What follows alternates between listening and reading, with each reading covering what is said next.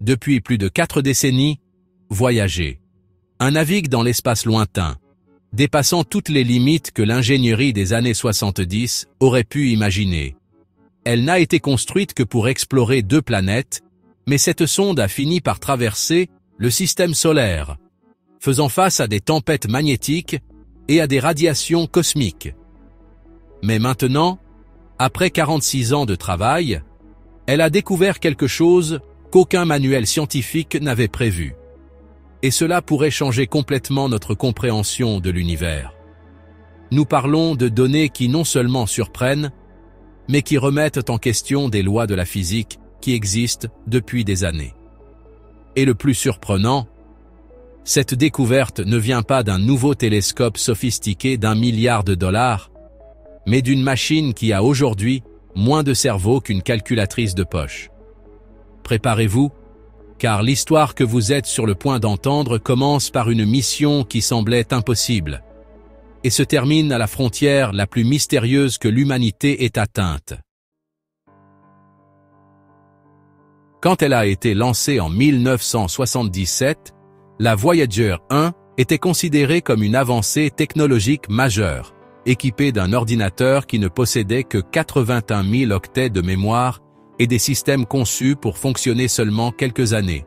Son premier travail fut de survoler Jupiter et Saturne, collectant des images détaillées et des mesures de leurs atmosphères, champs magnétiques et lunes.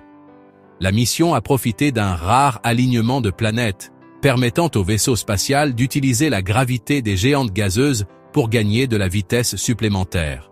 Cet effet de fronde est ce qui a propulsé la sonde bien au-delà des limites de sa mission initiale, ouvrant la porte à l'exploration de l'espace interstellaire. Après avoir terminé ses rencontres avec Jupiter en 1979 et avec Saturne en 1980, la Voyager 1 s'est lancée sur une trajectoire d'échappement hors du système solaire. Durant son voyage, elle a traversé la ceinture de Kuiper, recueillant des informations sur la quantité de poussière présente et sur le comportement des particules chargées.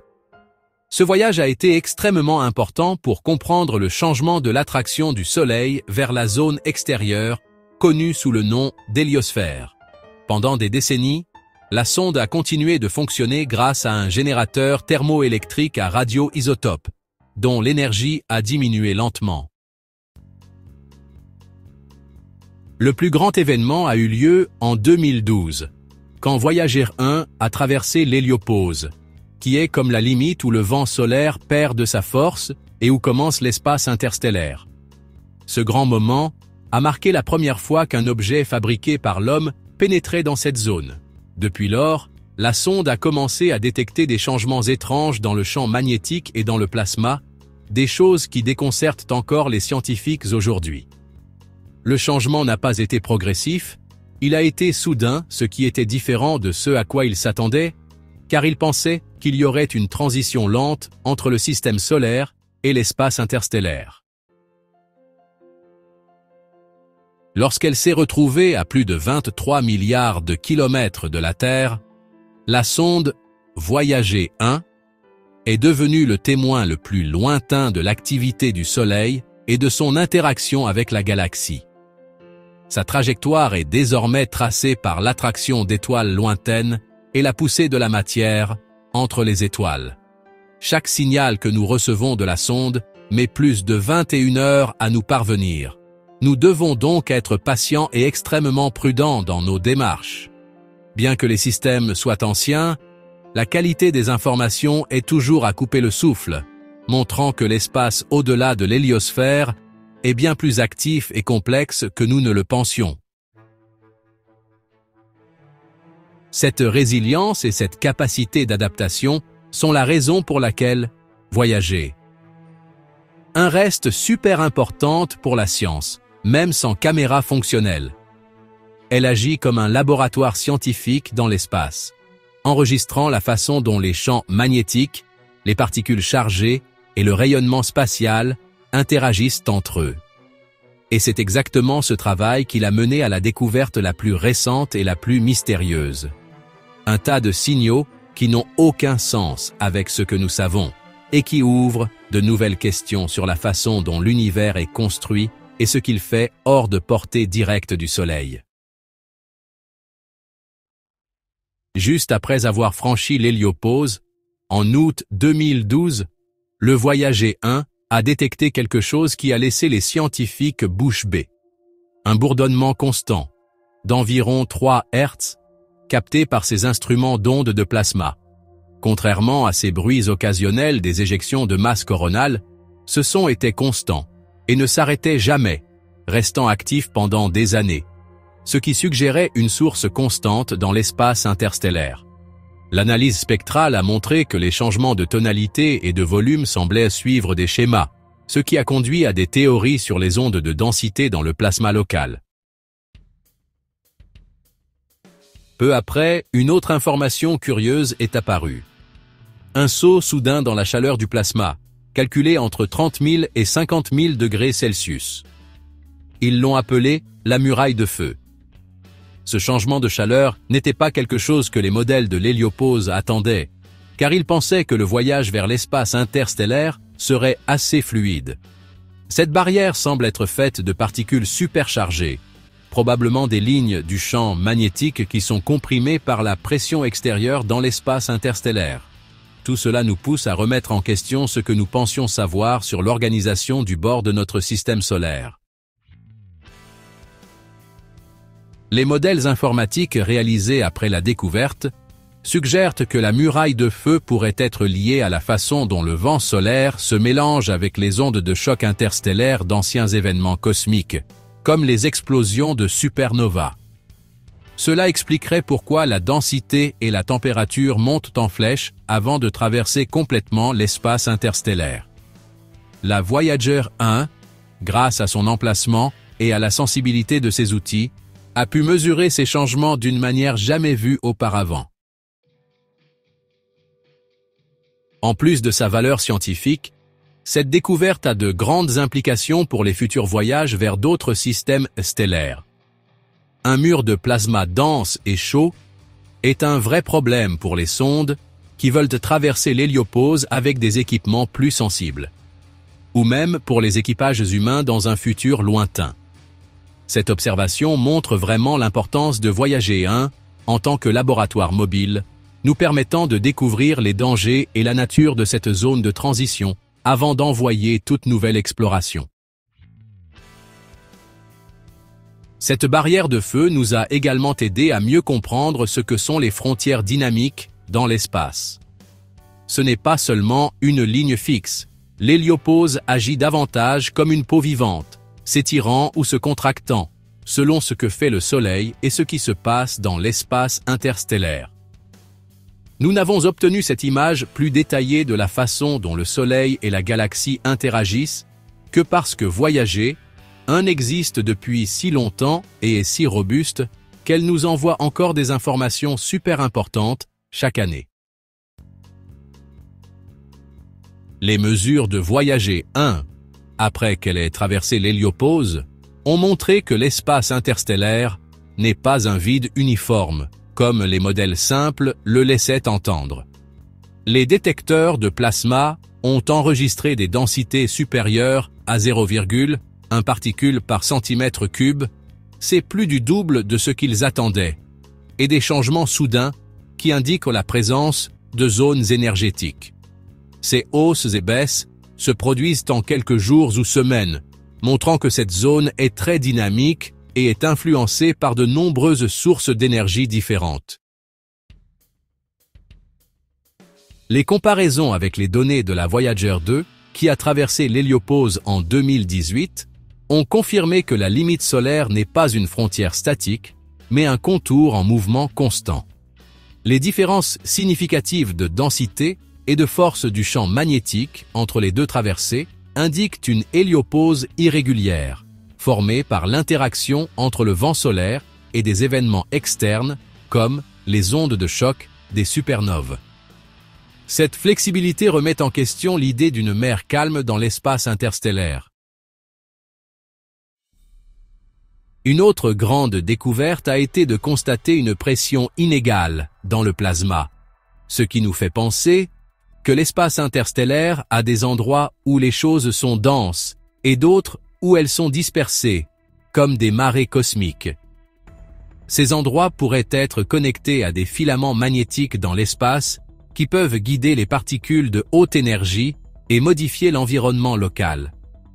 Pour les futures missions, ces imprévus signifient que nous aurons besoin de systèmes de navigation capables de s'adapter en temps réel, afin qu'ils puissent gérer les changements soudains dans les conditions là-bas. Ces découvertes soulignent également l'importance de maintenir les sondes actives le plus longtemps possible, car de telles choses ne peuvent être trouvées qu'avec des observations à long terme. Voyager 1, même après plus de 40 ans de travail, continue de nous donner des informations inédites qui nous font reconsidérer les idées de base sur l'espace interstellaire. Chaque nouvelle lecture rapproche la science de la compréhension réelle de la zone entre les systèmes stellaires, d'une manière plus réelle et complexe. La nature changeante de cet espace nous montre un univers plus connecté que nous ne l'aurions jamais imaginé, où le Soleil, d'autres étoiles et des événements lointains s'influencent mutuellement. Dans cette image, Voyager 1 est comme une sentinelle très avancée, recueillant des signaux d'événements se produisant à des centaines d'années-lumière. En plus d'être un instrument scientifique, Voyager 1 transporte quelque chose de très spécial dans l'histoire de l'exploration spatiale. C'est le disque d'or, un disque contenant des salutations en 55 langues, de la musique de différentes cultures, et des sons typiques de la Terre. Carl Sagan et son équipe ont eu cette idée. Ce disque a été conçu pour durer plus d'1 milliard d'années, capable de résister aux radiations et à l'usure de l'espace. Mais ce qui était autrefois perçu comme un beau message de bienvenue symbolique est maintenant envisagé de manière plus pratique, compte tenu du risque de révéler l'emplacement de notre planète. Comme l'énergie du générateur thermoélectrique à radioisotope diminue d'environ 4 watts par an, la NASA a dû choisir quels instruments maintenir en marche. Cela signifie éteindre des éléments supplémentaires et améliorer les routines de transmission, prolongeant la durée de vie de la mission jusqu'en 2030 environ.